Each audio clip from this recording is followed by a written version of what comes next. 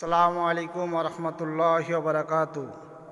দেখতে পাচ্ছেন বন্ধুরা, কত সুন্দর আল্লাহ পাকের ঘর আল্লাহর বান্দারা বানিয়েছে। তো অবশ্যই আমরা 5 ওয়াক্ত নামাজ সময়ের প্রতি লক্ষ্য রেখে আদায় করব। আমরা যে আমল করব না কেন, নিজের জান্নাত পাওয়ার আশার আমল করব, লোক দেখানো আমল করব না। হয়তো অনেক মা বোনেরা বা ভাই আত্মীয় স্বজনরা নিজে সৎ আমল করি কিন্তু পরের গীবত নিয়ে বসে থাকি।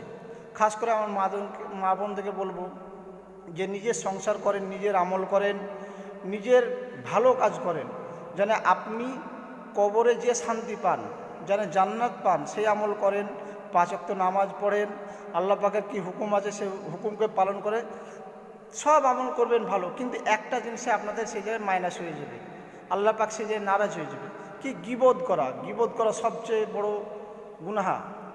তা গীবত যে ব্যক্তি সামনে থাকবে না, ধরলেন আপনি নেই সেই মাহফিলে বা সেই জায়গায় আপনি প্রস্তুত নেই, কিন্তু অন্য ব্যক্তি, অন্য মহিলা আপনার জন্য গীবত করছে যে ওই লোকটা হয়, ওই লোকটা হয়, ওই লোকটা হয়, কিন্তু আপনি সেই জায়গায় প্রস্তুত নেই।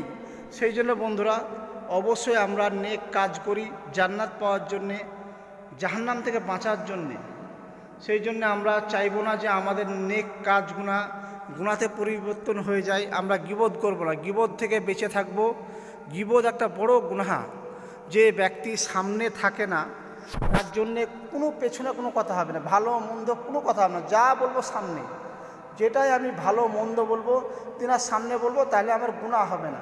যে আমি 5 ওয়াক্ত নামাজ পড়ি, সংসারে হয়তো আমার কাজকর্ম থেকে সব মহিলারা বাপ চাচারা এক জায়গায় বসে গল্প করি, সেই জন্য গল্প করুন। যে সামনে স্পটে থাকবে তার জন্যে গল্প করুন, ভালোই করুন, কিন্তু তার জন্য চুগলখড়ি গীবত করেন না। গীবত হলো, বলা হয়েছে, আমি যেটুকু জানি, যে মরা ভাইয়ের গোস্ত খাওয়া সমান। তার মানে আপনার আমার যে যদি আত্মীয়স্বজন থাকে, সে ভাই মরে যাওয়ার পরে যে গোস্ত হয় সে গোস্ত খাওয়ার সমান, এটা হাদিসে আপনার আছে।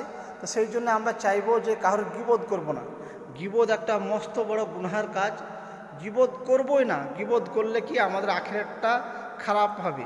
হয়তো আমার কথা খারাপ লাগবে আপনাদেরকে, বাস্তব এটাই যে আমরা নেক কাজ করব জান্নাত পাওয়ার আশায়, কিন্তু আমরা নিজের আমলকে খারাপ করব, জাহান্নামের ধারে এগিয়ে নিয়ে যাব। যে আমি সারা জীবন নামাজ পড়ছি কিন্তু আমার এমন একটা আমলের জন্যে আমি গীবত করছি। যে ভাই আমার সামনে প্রস্তুত নাই বা হাজির নাই, তিনার সামনে আমি তিনার অনুপস্থিতিকে আমি ওনার জন্য খারাপ মন্দ যাই কথা বলি না কেন, যেটাই বলবো ওনার সামনে বলবো, তাহলে আমরা গুনাহ হবে না। আর সে যদি আপনার কাছে না থাকে, তিনার সম্বন্ধে যদি বিভিন্ন রকমের কথা বলেন পরকে বা নিজের বন্ধুকে, নিজের বান্ধবীকে, যাকেই বলবেন আপনার গুনাহ হয়ে যাবে। সেই জন্য বন্ধুরা, আমরা গীবত থেকে বেঁচে থাকবো। আমাদের নিজের আমল আখেরাতে যেন আমাদের কার্যকাল হয়। আমাদের মা বোনদেরকে খাস করে বলবো যে সংসারের কাজকর্ম থেকে নেক কাজ করবেন, আল্লাহ পাককে রাজি খুশি করার জন্যে আমল করবেন। কারোর গীবত করব না, কারোর গীবত করব না। হয়তো আমার চেয়ে আপনারা বেশি জানেন, কিন্তু গীবত করা খুব খারাপ জিনিস, খুব খারাপ জিনিস। যে ব্যক্তি সামনে থাকবে না তিনার জন্য গীবত করবই না।